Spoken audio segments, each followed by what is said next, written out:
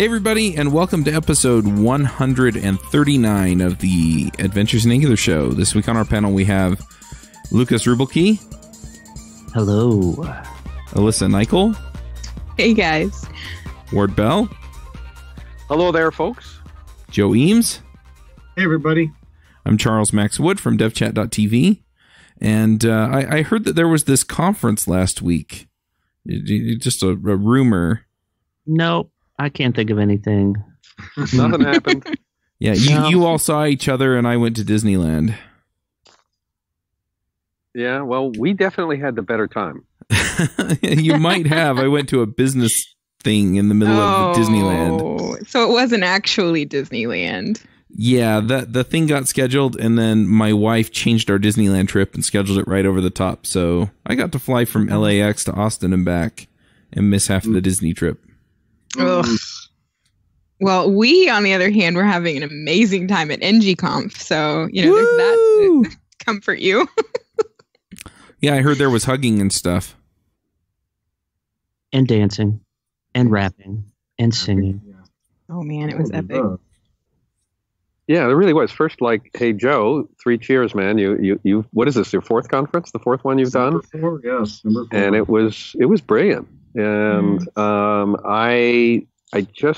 everything was recorded, and that's a good thing because there's so much, but you should go anyway because there's so much you miss by seeing the recordings. As a matter of fact, I'm looking forward to seeing the recordings because I got to raise my hand and cop to the fact that I didn't see all that many of the presentations because I was having such an amazing time at the conference, being with the people. And that's really why, if you can score a ticket, folks out there, you've really got to go.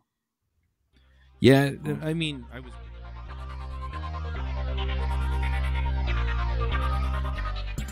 Are you trying to figure out how to stay current with Ruby and Rails? I'm putting on a 2-day online conference called Ruby Remote Conf. You can check it out at rubyremoteconf.com. Like I said, it's a 2-day conference where you can come and listen to speakers and experts from all around the world talk to you about issues pertaining to Ruby and web development. We have an online Slack channel, a roundtable discussion on Zoom, and all of the talks are given over Google Hangouts, and all of the talks will be streamed to you live.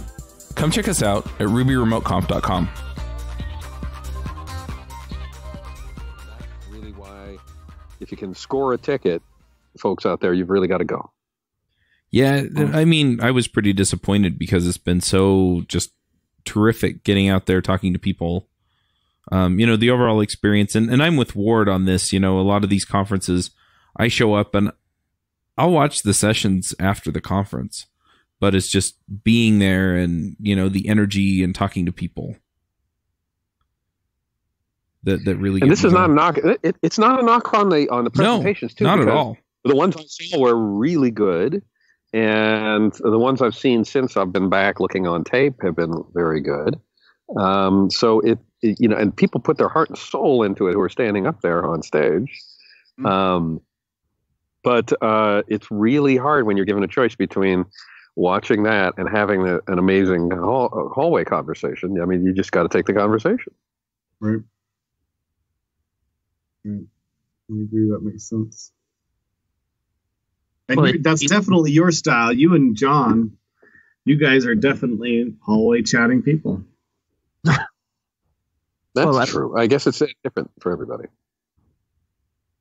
Yeah, I mean, I certainly know that there's plenty of people that wouldn't miss, certainly some sessions, if not many of the sessions, just because that's kind of that's what they are really intent on getting out of it. And there are plenty of other people that feel like, I'm okay to watch a recorded one if I'm having a really good conversation.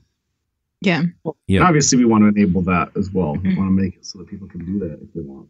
Well, and I think since the conference only allows for 1,500 people, I think, there's the vast majority of people who don't score a ticket, right? So I think it was incredible that even the Fair Day things were streamed this year and available afterwards, just because it was just kind of, I guess, giving more of the ng-conf experience to the vast majority, I think, of people. So.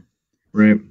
Yeah, and we really wanted that. It was kind of funny because last year we spent all kinds of effort and money to put together this one stream that just showed a little bit of everything, and nobody really cared about that. They just wanted the actual content, the regular old stuff. I can't tell you how much time and effort it took to put that together. It was just crazy how much it took to put that together. And one thing that's interesting is a fellow speaker is that I think a lot of us are just kind of friends outside of the conference. So, for instance, like Justin Schwarzenberger, like, we talk, and so I kind of knew what he was talking about, or a lot of the speakers we've talked, in chats and different things about what they, what they're into. And so for me, as a speaker going to ng-conf, really the unique opportunity is to spend time with people who are using Angular in the attendees, because we're fairly familiar with a lot of the content and where the other speakers are coming from. And so it's interesting where I think attendees go and they're like, oh, we want to hear this new content, or we want to be exposed to these new ideas. Or for me as a speaker, it's very much I want to go and be exposed to the community and spend time talking to people and just hearing what they're into and what they're learning. And from there, just a ton of side conversations started about a bunch of other interesting things. And to me, that's really, as a speaker, what's really special about ng-conf. Yep. Totally agree. I have to say that because I wasn't speaking, I had a lot of assignments. Thank you, Joe, to be helping, to be doing other kinds of things, and that lifted the burden that every speaker feels to keep perfecting and polishing the talk. But it meant that I spent a lot of time in the various rooms, like the Ask the Experts room and stuff like that, and it was so much fun to sit with attendees who brought real challenging problems to the room and meet them face to face and dive into their code and their particular challenges and try and find our way together through it. It was just very rewarding for me, and I like to think that the attendees felt the same way. I would think so. And I know that you had a lot of stuff that you needed to do as well. We try to keep the speakers pretty busy on like the fair day as well, and make them available for people to talk to also, because not every speaker is as, I don't want to say outgoing, but maybe gregarious as you, Ward. Gregarious. And is going to be having as many hallway conversations. Like, seriously, if you go to a conference with Ward Bell and you don't end up at least chatting with Ward Bell for a few minutes, I don't know where you were hiding, because I'm pretty sure Ward Bell talks to everybody. I do my best. I love, and it's not a chore at all. If you're out there and you see me, I want you to walk right up and say something, because I want to meet you. Right. And so we tried to create opportunities for the speakers for the attendees to have those conversations with any speaker that they want to have that an opportunity to chat with. So we give them, they have their Ask Me Anything sessions where people can go and ask questions in sort of a small group setting, and then we have them posted at times in a couple of different rooms, the Tour of Heroes room and the Experts room, where people can feel free to go in and talk to them about whatever. Yeah, I also got to MC on the fair day, and so that was actually really neat, because not only was like introducing speakers later on after my talk, or taking questions after, but there was a lot more people that I guess throughout the day that had rotated through that came up to me with questions from my talk previous in the day, because I was just hanging around and they saw me on the mic again. And so it was, I don't know, it was a cool way of like actually creating more of those conversations that I guess wouldn't have happened because there was too big of a crowd at first or something. So yeah, it was really cool. Yeah, it was really neat. And thank you, by the way, for doing that. Heck yes, it was fun. I'm kind of curious, as you were walking around the conference and talking to everybody, in the case of Ward, or, whoever ran into Lukas or Alyssa, do you find that people are, where are people at? Are they at, well, we're still doing Angular 1 and we're slowly on the migration path, or we're not quite even on the migration path, or are people writing big honkin' applications, Angular 2 from scratch, or what kind of a mix do you get as far as experience level and which version of Angular people are using? Yes. That's what I was going to say. Yes. All of the above. I was actually surprised by the amount of 2 apps. I don't know. I didn't expect that many people to already be upgraded. From at least the conversations I had, I was, I don't know, maybe supremely jealous because my app, the primary one that I have to work on at work, is not upgraded yet. And so, having those conversations, I'd be like, wait, really? Your art? Okay, cool, fine, that's fine, whatever. So I don't know. There was definitely a mix though, but I was happily surprised by how many people were already up to date. So. But I noticed that too. Are there more people that fit into one category versus the other, or was it really just a vast blend? My guess is more people are still using Angular 1 right now. So I taught in addition to organizing, I also taught a workshop the day before, and it was on migration. And so in the room, I've got 50, 60 people that are there to hear about migration. So you'd think that the numbers would be skewed towards people that are doing Angular 2 there. And probably half of them, their companies were still on Angular 1 and then just trying to make a migration of some kind. So my guess is at least half are still primarily doing Angular 1 at work. But I could be totally wrong. Huh. What surprised me in the Ask the Experts room, or what, I guess I just mixed 2 of the rooms together by calling it Ask the Experts. Because it blurred.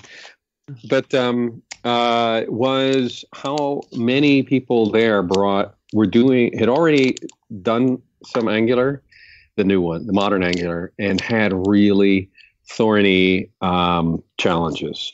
I mean, they stumped me a lot of the time, and I spend a lot of my day with Angular and with the core team, and I had to sort of step aside. And fortunately, at this conference, you get an enormous number of the Angular core team attend, which is unlike any other conference you can go to. The sheer number of the Angular team that are there, and they had to bail out, help bail us out a couple of times, or even they were stumped by something. So I ran into a lot of people who were really pretty far down the path of learning Angular or using Angular in the real life, as well as the people that you were describing. And I met at least one, the people who were coming to it rather new. And then I met 1 or 2 people who didn't have any at all. They were actually one of them was coming from the React community, wanted to know what this Angular thing was about, which I thought was wonderful. Well, it's quite an introduction, actually, ng-conf, quite an introduction to your first Angular anything. That would be intense. I mean, intensely awesome, but I can't imagine just being what is Angular? I guess, I don't know, if you know other frameworks, though, it surely has things that you can relate to, so. I think it does. We do have in common that we're trying to build certain kinds of applications on the front end and the web. And, for example, I looked at some of the tape of the React conf recently, and I understood everything that they were doing in there, even though I don't program in React, because we're trying to solve the same problem. I mean, not everything. There would be some, button to push or switch to flip or something like that I didn't know. But it's amazingly easy to jump between these communities. I have the same experience with React. I don't know any React, but the minute I'm talking to somebody, I recognize a bird of a feather there. That's somebody who's trying to cope with the same challenges that I am. And it's very illuminating to see how those different frameworks approach a common problem in a slightly different way. Mm-hmm. What was it like for you, Joe? I mean, you're a big, you're a ringmaster back there. Right. So have you recovered, and what's it like for you? Well, so that's a big loaded question. During the 7 days from Sunday night before the conference until Saturday night after the conference, I figure I put in about 104 hours of work time, which was definitely my record. This is by far this was the longest ng-conf yet. And so that's my record for a work week of any kind. Kind of interesting. But some of those hours we're doing some pretty fun things, right? So I included them as work hours. This is my own tracking. It's not like I'm billing anybody, but I included those as work hours because I still had to kind of be in charge. But some of them, we took some attendees to a soccer game. We took some attendees to a movie, and then I hung out with some attendees and had lunch, at one point. So I'm including some of those type of hours because I still was doing something work-related, managing attendees or whatever. But for me, really, ng-conf is mostly a process of running from one thing to the next, making sure that something that's coming up is gotten done. Like, here's a case in point. Again, a thank you to Alyssa. The night before, Wednesday night, right? It's right the night before Faraday. I'm chatting with Aaron and I said, hey, I just thought about the fact that last year we had the 3 tracks going on and they were workshops, and since they were all basically just 1 hour workshops, everybody kind of knew what was going on and they just sort of managed themselves. This year we've got this mix. We got some 2 hours, we got some 1 hours, we got some shorter talks going on. I think we really need MCs in those rooms. And he's like, crap, you're right. So I had to spend a bunch of time that night scrambling around trying to track down people that I felt like were competent enough to, well, not necessarily competent enough, but people that the audience might enjoy seeing up there as an MC, and people I could trust to get the job done and show up on time. So I had to track down something like 8-9 different people total to get the whole thing done. And I was doing that until 1 a.m. I was sending an email to each of those people saying, all right, here's the room that you're going to be in from this time to this time, and then this person will show up and relieve you at this time. So that's just a great example of it. That night, I did that, and then I stayed up that night until 3:30 because we had a problem with some video not going up. And I woke up at 7:30 to a phone call that we had a guy for our Overwatch event that was supposed to be Thursday night. He was stuck in Toronto. He was a caster we had hired for this gaming event. He was stuck in Toronto and couldn't get there. So that was kind of my day. So that's what it's like for me. I think the things that I saw both of Shai's talks, and then I saw both keynotes, because the first of the day is about the only time that too many things haven't started happening that I can take some time and just watch. But those are the only talks I get to talk. And that's actually probably more talks than I've seen any other year. So for me, it's kind of running back and forth. But what's great for me is I get to talk to a lot of people because I'm going back and forth, this place, that place, and grabbing people and asking them to do things or checking on stuff. I get to have lots of short conversations, not like you, Ward. I'm a little bit jealous you get to have these longer, drawn-out conversations, but I get to have a lot of short conversations, and I see a lot of people. And so for me, it's really rewarding. And then you asked if I was recovered. I didn't actually need recovery, even though it was a 104-hour week. I enjoy the work. So I enjoy that work as much as I enjoy programming. So for me, I didn't need time when I was done to take a break and recoup and to go back to doing it. I could have just kept on, to be honest, if it had been still going. So that was what my week was like. How about you, Lucas? What was your week like? Well, fortunately, but I had this really wild idea, or rather this feeling that I wanted to convey in a talk based on this funky YouTube video. And so I said, all right, well, I'm going to do something around music and MIDI and singing, and we're going to write a song about Angular. And so I spent pretty much Monday, Tuesday, and into Wednesday afternoon feeling like I was going to die and throw up at any time. And once the talk was done, and well, actually on Tuesday I did a workshop with Ryan Chenke on Electron. So that kind of, I think, took the edge off, but it was a very stressful 24 hours leading up to the talk.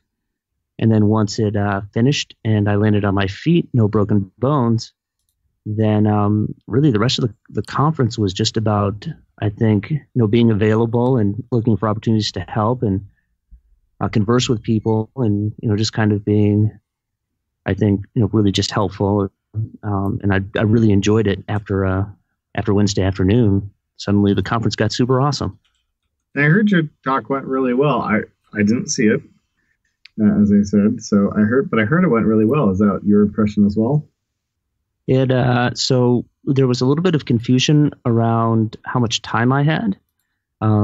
So some unknown individual, that his name rhymes with rave, said I had 10 minutes, and Aaron, bless his heart, Frosty said I had 5. And so we decided to meet in the middle at 8. And so that morning, at 5 in the morning, I actually got up and rewrote my entire script to be at 8 minutes. And then I spent the rest of the day trying to memorize it. Now, what's interesting is once I got on stage, I just think because the Angular community is so amazing that, especially we had a lot of moving parts, I just was not nervous. I was just grateful to be up there and kind of give this what appeared to be a nonsensical talk, but which really actually kind of hinting at some very serious things that you could do in Angular. Is just like I immediately just calmed down and just had a lot of fun. And if you haven't seen the talk, my friend Roger is just a phenomenal musician, and we actually wrote what I feel is a really quite a good love song towards for Angular. And as I was walking off the stage, I'm like, wow, I can't believe that actually turned out. And I was thinking yeah, we're pretty awesome. And then this adorable 5-year-old girl gets up and is just like, I'm 5 and I'm an Angular developer. And I'm like, I've got nothing. I can't compete. She wins. It was the one thing that could have just totally just humbled me back down to reality was, just this adorable, 5-year-old girl who does Angular. And it's just like, universe, you are funny.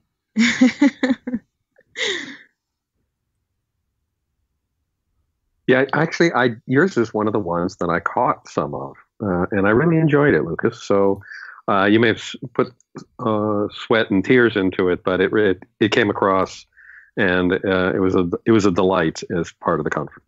Well, thank you. And based on just the conversations we had around that, of well, how did you do this thing, or how did you, was that keyboard really hooked up into your computer, and was that Electron? And actually, a lot of people didn't even realize my entire slide deck was actually an Electron app. And so just kind of a lot of people were like, what was actually going on there? Because I think initially, Jeff Reubbelke even tweeted what is happening? Just kind of what in the world did we just see? It kind of led to some really kind of interesting conversations for me to kind of unpack what we had actually done in a course of 8.5 minutes. And what was the last half of your experience like once the talk and the talk was over? It was pretty phenomenal. So one, I will say on behalf of my friend Roger, who he's technical, but he's not, entrenched in the Angular community. He was just floored at how, just opening and welcome, everybody was, and he felt right at home. And I just met a ton of people, and actually, believe it or not, a lot of people come up and just said, hey, I really love what you do with Adventures in Angular, and we listen for a long time. And I think for me, I kind of make it just this 1 hour block of time that we do every week.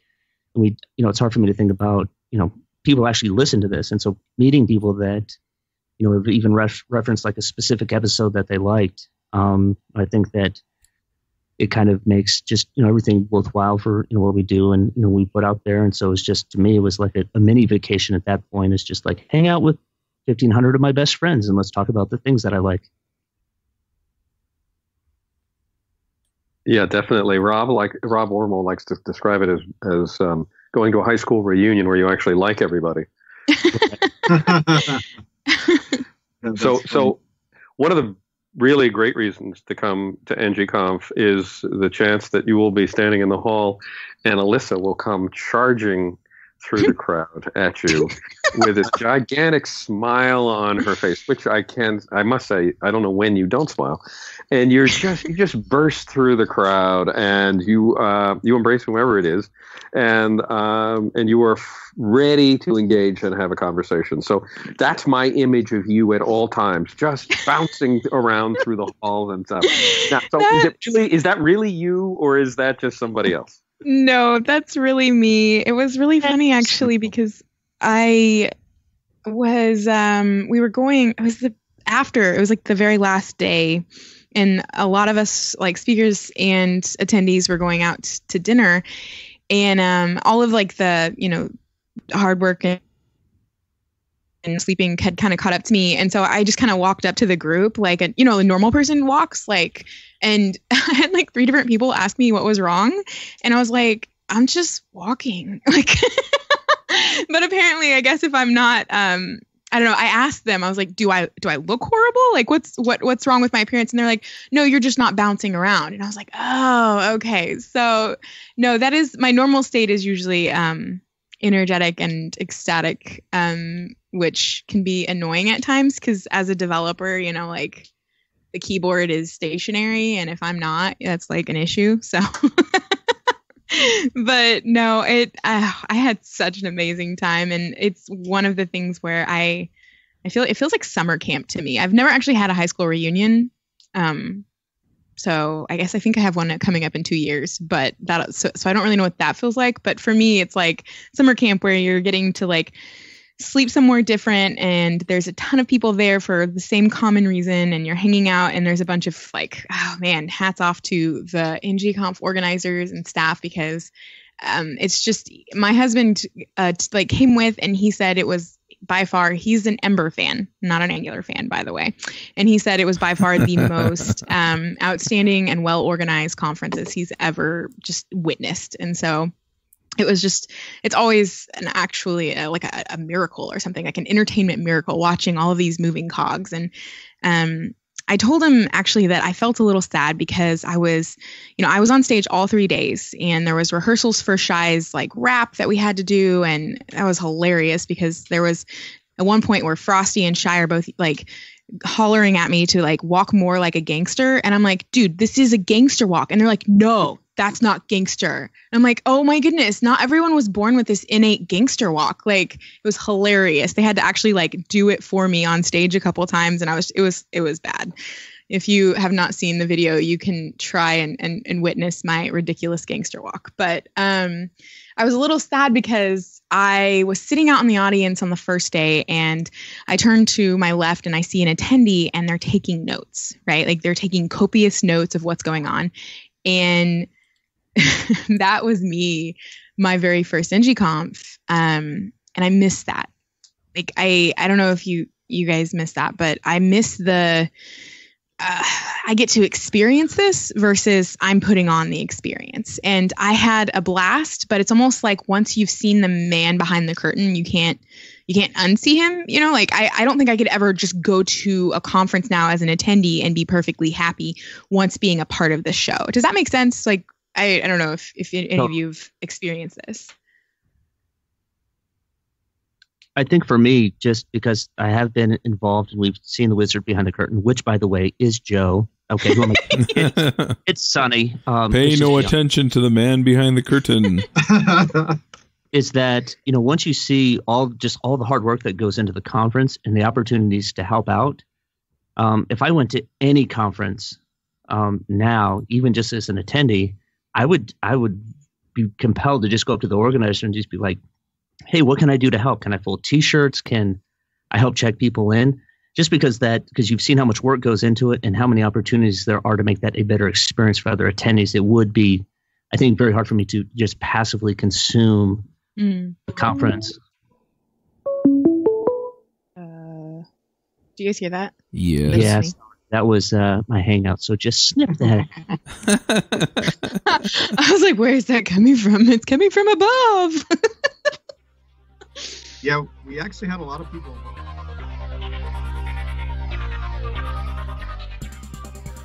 Does your team need to master AngularJS? Oasis Digital offers Angular Bootcamp, a 3-day in-person workshop class for individuals or teams. Bring us to your site or send developers to ours, angularbootcamp.com.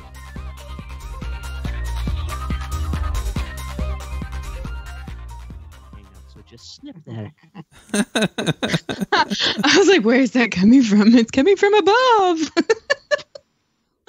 Yeah, we actually had a lot of people volunteer to help us choose who would win prizes. So I had a lot of that. Wait, isn't that like randomized? Yeah, it's totally randomized. Oh goodness, that's hilarious. Well, it's pseudo randomized.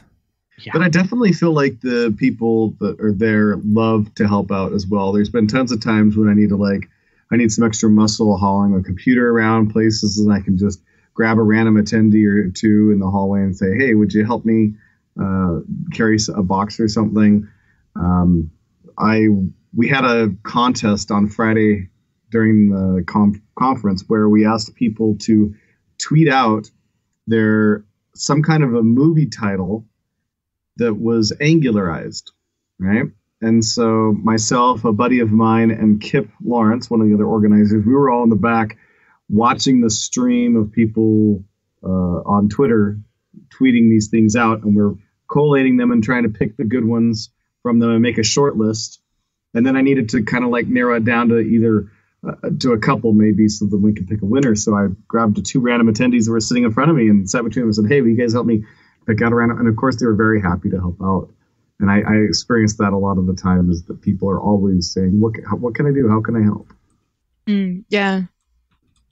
So, Joe, I imagine that people pay who pay to come to the conference, that actually their bosses pay or come up with the cash. And so they might not, if they were happening to listen to us, they might think, wow, so it's just one big party, huh? That's what I'm paying for. And so I think it probably behooves us to mention how much solid learning goes on during this time. I mean, all this goodwill and so forth really is opening the mind to the learning that goes on. But I saw just a lot of light bulbs going off throughout the week, whether it was discussions about how and where to use observables, and because there's so much of these things, you can sort of read the technical thing, but you really want to talk to somebody about how it feels to use it in real life and where the gotchas are. So there might be a talk about that. There were a lot of discussions I saw about how to do dynamically constructed pages, which isn't something that you think you can do easily in Angular. A lot of people talking to each other, not just to me. I could overhear conversations where they would probe some technical points. And, when they're sitting at home in their office working for you, the person with the checkbook, what you don't know is they need to talk to other people who are doing the same kinds of things they are to find out whether they're doing it right or whether there's another way to do it, and what the trade-offs are. And you don't get that just by reading and looking at the videotapes. You get that by sitting in on conversations throughout the week when you're coming here to ng-conf. So boss, your money's going to a good place when you're sending your people here. Yeah, absolutely. There's so many side conversations that I got to be a part of let's actually open it up and check it out and see how this is done, or even just verbalizing how to walk through different steps. And I think even if it's something, because sometimes you're right, Ward, where it's like, oh, are you guys doing it this way? How's a better way of doing it? But also there's parts where I've seen people have those light bulb moments where they're like, wow, I didn't even know you could do that. I didn't even know that was possible, much less do it better. So it's just an incredible, really hard to encapsulate in, any amount of words experience. But I definitely agree. It's well worth sending your employees. And we always try to provide, a big multitude of different kinds of value, so that it's not just a matter of sending a person to watch a talk, right? There's more things going on. And if that's the primary activity that they engage in is just watching the talks, then that's great.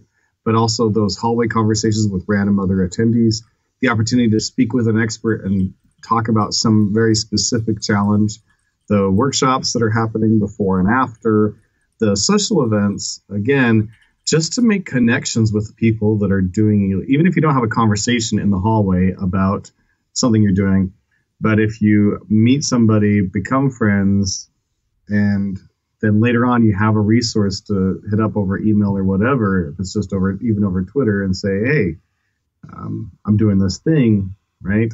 Those kinds of things are so valuable to increase the scope. And that relates a lot to the fact that just more minds come up with more options and improved ways to do things. I tell people when they're starting out in programming that one of the best things they can do is hopping around from job to job, simply because it'll increase the number of people that they actually talk to and get ideas from. I know that's not, sometimes it's bad for the employer, so hopefully an employer could just make that happen but if you just work with one team of like 4 people for a couple of years, and that's all your exposure is for the first part of your career, you're missing out on a lot of opportunities. And so we want that to facilitate that as much as possible at the conference. Meet people, exchange new ideas, hear about new things, right? Not just see a talk. So one of the things that I think really needs to be mentioned, because it's been on a lot of our minds, is I saw a lot more women developers at this conference than I can remember seeing it at any of the conferences in a long time. Now, it's by no means anywhere near the number we should expect, but it was a real joy to have technical conversations. I'll just say it. I'm just going to say it. It's what a joy it is to have technical conversations with women. It's a different vibe. It's a different perspective. It makes me change the way I speak because, there's a hail fellow well met kind of thing that I'm sort of gender trained for.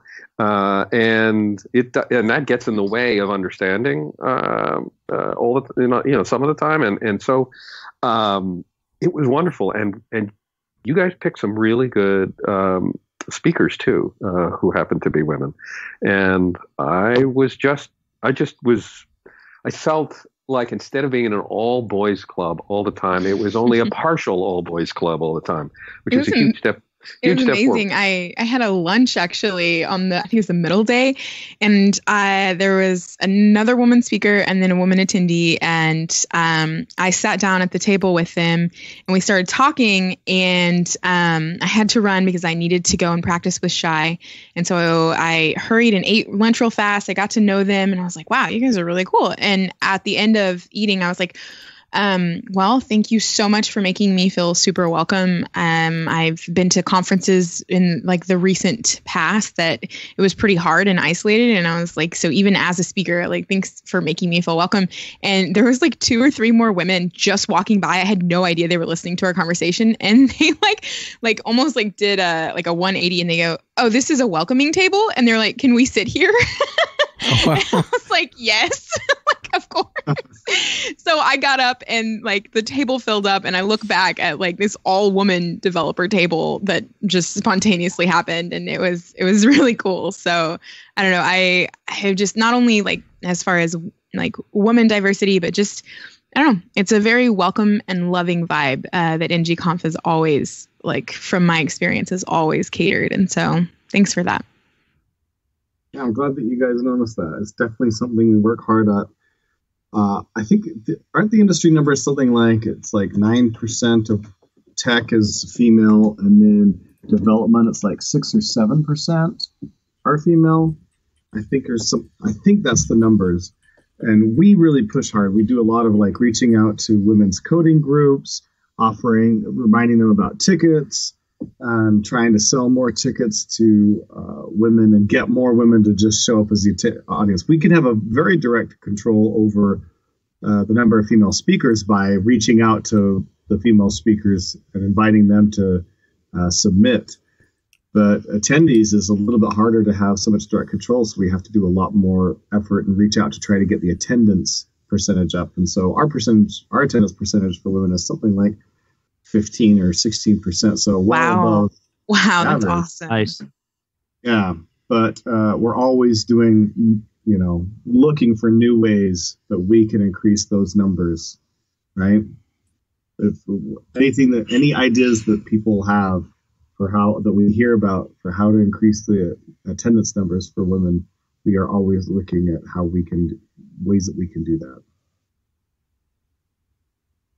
So kind of in that vein, if I will, I think actually one of the most interesting highlights of the conference for me is there was a scheduled Adventures in Angular on the fair day, and apparently Ward and I got the memo, and no one else was there. I think John poked his head in and just saw what was happening. It was just like, whoa, it's a trap. I'm out of here.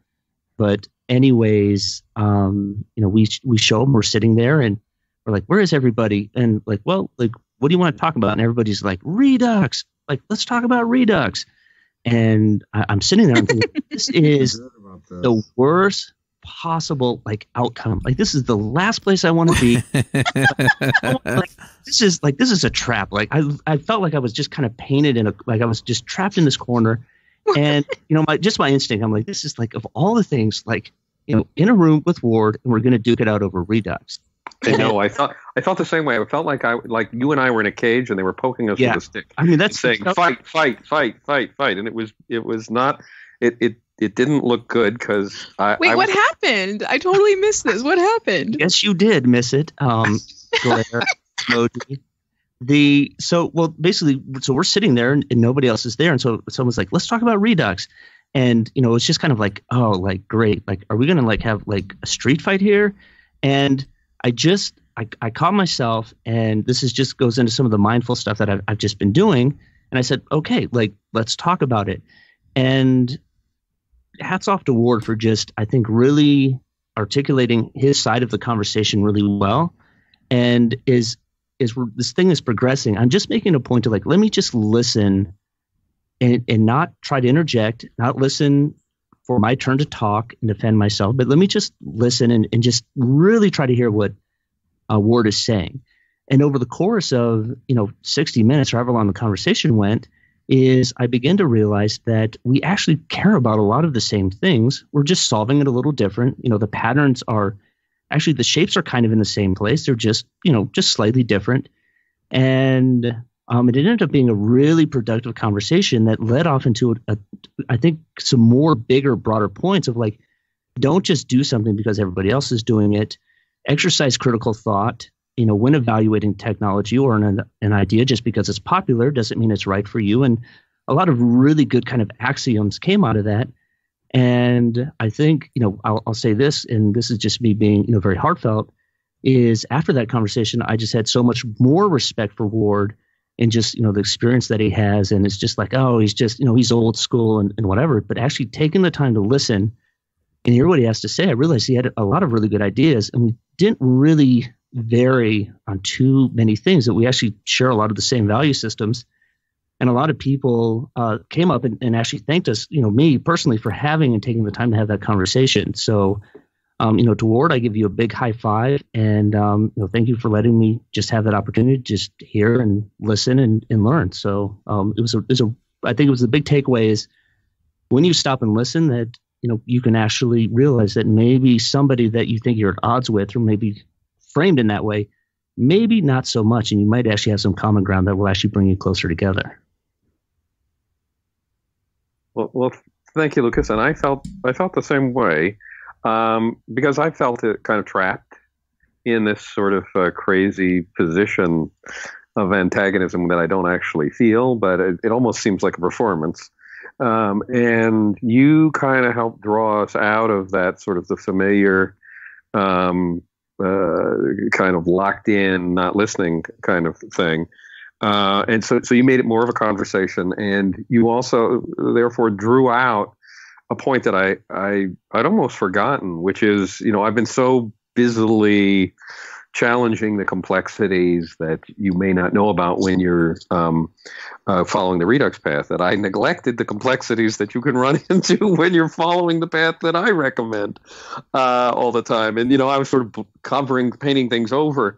And you shed some light on some of the things that we have to pay attention to in terms of, so where does the validation take place, and how do the business rules work when you have mutable data and CRUD. And I realized that I had left out part of the story there, part of the weight and burden that you carry when you take the mutable data approach that I've been talking about so much.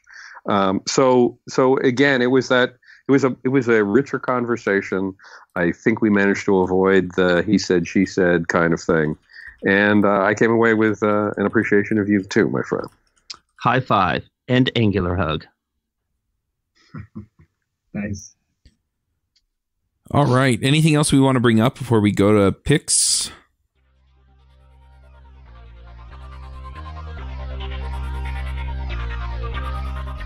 Have you ever felt like you're falling behind, or that the programming world is moving so fast that it's impossible to keep up?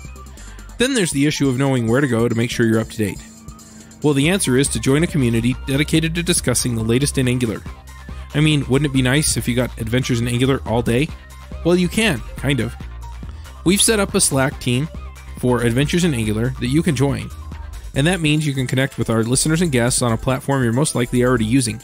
Plus, we've set up a Keeping Current channel that pulls stories from across the web to help you know what people are talking about.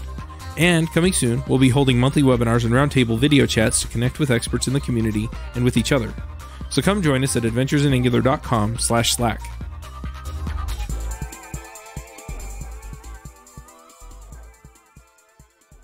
All right. Anything else we want to bring up before we go to picks? I'm sad I missed it.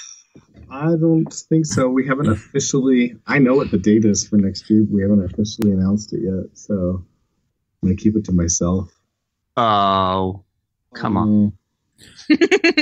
At RubyConf and RailsConf every year, they always announced where the next conference was going to be. So maybe you can tell us where it's going to be. It's going to be in Salt Lake. Woo! All right, you heard it here first, folks. Platinum America. It's just getting bigger. All right, well, let's go ahead and do some picks. Ward, do you want to start us off with picks? Yeah, my pick is this. Do not install new software 5 minutes before you're about to do a web test. Just a pro tip, don't do it. Don't, no matter how easy and obvious it seems, don't do it. I thought I learned this lesson watching my friend Glenn Block install a new operating system just before he went on, which was obviously silly. But don't do it. That's my tip. Nice. Joe, do you have some picks for us?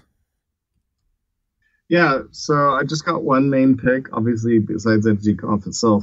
This ng-conf, I got to do something that was really cool, and I got to launch a project that I've been working on for quite a while. But Alyssa's been so kind to contribute her amazing design and CSS skills towards. More to come. Alyssa and I made the official launch of ng-doc.io, which is the unofficial Angular documentation.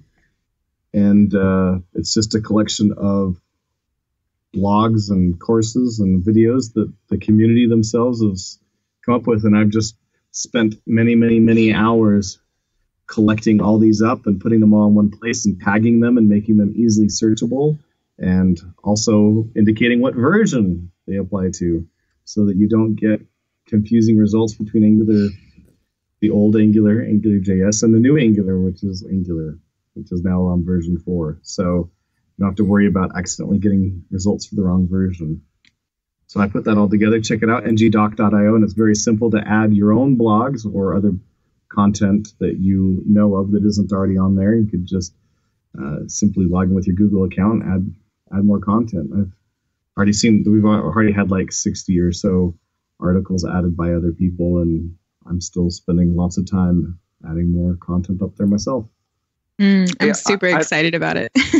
I want to pile on because some people thought, here it is. It's the war of the documentation, because Ward leads the official Angular docs. And what is this ng-docs thing? And so I want to be like, people approached me and I said, and they said, what do you think about that ng-docs thing? Like I was feeling threatened. And of course I said, it's a horrible idea. What do they? No, I said, no, this is exactly the right thing. We need a place where people can make community contributions and where they can go to find curated, somewhat curated content, not completely random content that's produced by folks out there. And we who are responsible for the official Angular docs see ourselves as having to do the official stuff. And that's kind of a trampoline for all of you out there to riff on what we say, to explore it in greater depth, to see where it takes you in the voice that you speak in the way you want to tell the story. And ng-docs is a place where your voice can be found because we can't do that in the official docs. So I see them as enormously complementary, and I want to get that ng-doc, not ng-docs. And I want to get that thought out there, that these are completely complementary approaches to conveying information about Angular. Yeah, we were actually, I'll do my pick as we did an Angular Air episode this week. And it was talking about contributor days, which happened right after ng-conf. And it turned into a really cool episode about talking about just issues that we've seen or experienced in the community and ways that we could fix that. And so I think something that came out of it was people have been asking for or really desiring a curated list of not just articles or blogs, but a curated list of like apps, whether they're apps that you can see the like source code or whether they're just like made with Angular. So I think that's something that, Joe, we should talk about, is just adding another type. It could be apps that either can point to a GitHub or just points to the URL itself, because I think that would be another cool like curated piece of content that we could go ahead and provide. So I'm really excited about it, and I think it's going to be awesome. And I can't believe people keep prodding you to war. Like, Ward, what's up with that? Like, fight. Like, what? Fight. I don't know. It's like it's high school. It feels like that sometimes. They want to go. They want to go see them duke it out, and I'm too old for that stuff, man. I have no interest in that. I see us as a community, all trying to do our part, and so there you have it. You're not going to get that. You'll get vociferous opinion from me because I know no other way, but you're not going to get a fight out of me. All right, Lucas, what are your picks? So 2 picks. Perfect segue from ng-doc and Alyssa's amazing CSS work, because I know that we're on Adventures in Angular, but there's actually this little thing called Adventures in Web Animations that I started to watch on Code School, and I think it's pretty interesting and entertaining, and I like the song. And it is done by yours truly, Alyssa Nicoll, and she is actually really, really good. So your on-camera presence is pretty phenomenal. So that's my first pick. Thus far, it's been quite entertaining to watch. Little gem, I'm like, oh, what's this? Hey, I know her. Oh, wow. and then my second pick is the book, The Day the Crayons Quit. And we must have bought it for our kids, and I was reading it to them. So I was trying to get my 6-year-old to go to bed, and I just kept like laughing and laughing. Like, it's just a really funny book, and I think you get it on like Amazon for like $9, but it's, kids love it, but it's actually like this underlying like really clever humor in the book. So I think it has like 5 stars out of like 3,400 reviews on Amazon, and I was pretty floored about like what a funny, clever book of the day the Crayons Quit is. Awesome. I'm going to jump in here with a couple of picks. The first one is something that I haven't seen, and now I feel kind of silly for not having seen it. But these folks were talking about it before the show, and I guess there's a trailer out for the next Star Wars movie. So I'm excited. I know what I'm doing 5 minutes after the show. Oh, you haven't seen it yet? No. You haven't seen it? You're like very under prioritizing your life right now. Like, what is up with that? You haven't seen the new trailer. I was very traveling for like 2 weeks. I had just no idea. So, yeah. Geez, guess what? I had no idea either. Oh, thanks, Ward. You make me feel so much better. Ward, do you want to talk about it?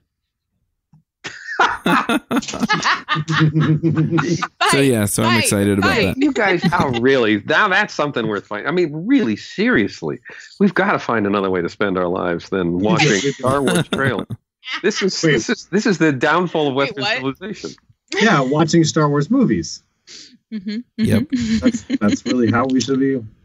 So anyway, I'm excited about that, and then just overall, I went to a conference. So I went to a conference this last week. It was a business conference, and I, met a bunch of people. And overall, I just want to push the idea of talking to people. Now, this particular conference, they actually have receptions as part of the conference after the talks are over. So 2 out of the 3 nights that I was there, I went to these things and met people and talked to them, and it's just amazing going in, talking to people about what you're working on, and then getting all of these ideas and feedback. And anyway, it's super exciting. So I just really love the way that a lot of this goes down. So yeah, those are my picks, and we'll go ahead and wrap this one up. Thank you all for coming, and we'll catch you all next week.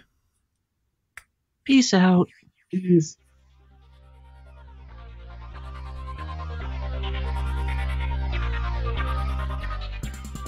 Bandwidth for this segment is provided by CacheFly, the world's fastest CDN.